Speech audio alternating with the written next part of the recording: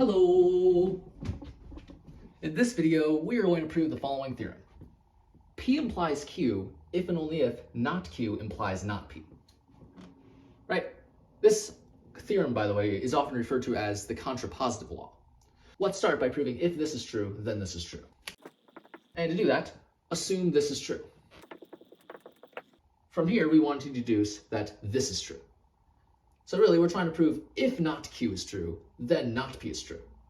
So to prove that, assume not Q is true. And from here, we want to deduce that not P must then be true. Okay, well, assume for a contradiction, we instead have that P is true. Well, we have that P is true and P implies Q. Therefore, Q must be true. But wait a minute, we also know that not Q is true. So we have that both Q and not Q are true, so we've reached a contradiction.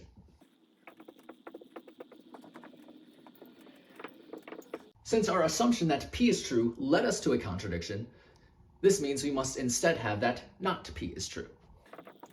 So, we start with our assumption that not Q is true, and from there we are able to deduce that not P must then be true. Therefore, if not Q is true, then not P is true. So we have proven if P implies Q, then not Q implies not P. That means we have proven if this is true, then this is true.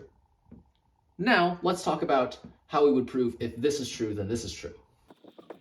Now, I'm actually going to omit all of the details in proving if this is true, then this is true. Because to prove if this is true, then this is true, it's pretty much the same argument as we did above. Right? And you can probably imagine that, right?